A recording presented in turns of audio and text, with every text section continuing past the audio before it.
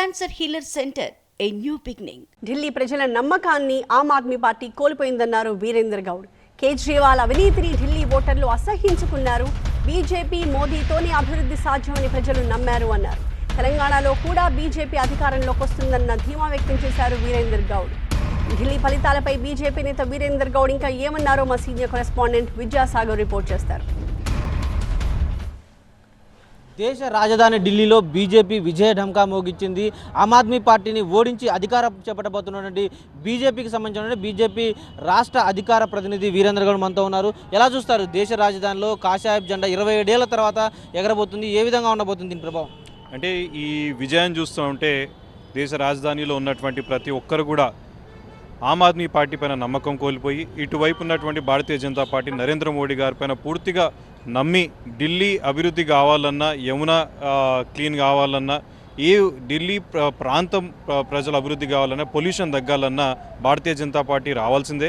ఇది వస్తేనే కానీ మనకి ఇక్కడ అభివృద్ధి జరుగుతుందని చెప్పి ఒక ఆలోచన ఒకవైపు అయితే, రెండో వైపు ఉద్యమం వల్ల అరవింద్ కేజ్రీవాల్ గారు రాజకీయాల్లోకి వచ్చారో, ఏ ఉద్యమాన్ని చెప్పుకొని అయితే వాళ్ళు రాజకీయాల్లోకి వచ్చారో, మేము లోక్పాల్ తీసుకొస్తామని చెప్పో లేకుంటే ఇంకోటి ఏదో యాంటీ కరప్షన్ అని చెప్పో వచ్చారు. కానీ వచ్చిన తర్వాత వారు చేసినటువంటి అవినీతిని చూసి ఢిల్లీ ప్రజలందరూ కూడా కోపానికి వచ్చి భారతీయ జనతా పార్టీ ఏదైతే పూర్తి స్థాయిలో అవినీతికి వ్యతిరేకంగా ఉండేటువంటి పార్టీ భారతీయ జనతా పార్టీ, మరి భారతీయ జనతా పార్టీ పైన వారు నమ్మకాన్ని చూపించినట్టు కనిపిస్తూ ఉంది. అంటే బీజేపీ గెలుపుకు రాహుల్ గాంధీ కారణం అంటూ, బీజేపీని గెలిపించిన రాహుల్ గాంధీకి కంగ్రాట్స్ అంటూ కేటీఆర్, ఇక్కడ మాజీ మంత్రి కేటీఆర్ ట్వీట్ చేసిన సందర్భం ఎలా చూస్తారు ఈ కామెంట్ని?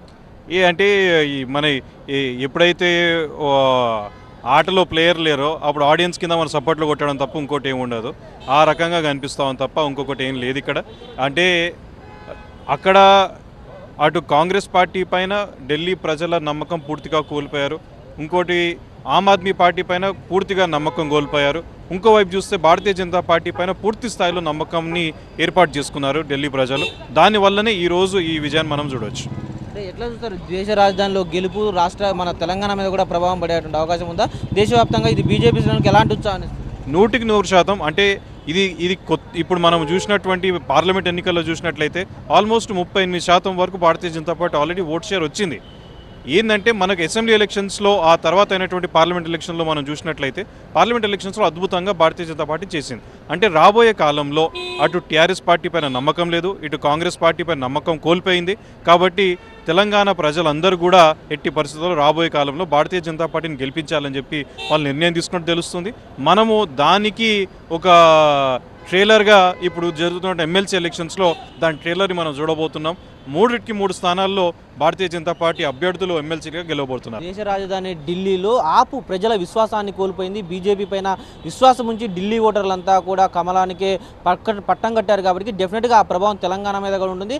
అందుకు శాంపిల్గానే ఈ 3 ఎమ్మెల్సీ స్థానాలు డెఫినెట్గా తెలంగాణలో బీజేపీ విజయం సాధించబోతుందంటూ కూడా వీరేందర్ గౌడ్ చెబుతున్నారు. కెమెరామెన్ నవీన్తో Vidyasagar, TV9 Hyderabad. Cancer healer centre a new beginning.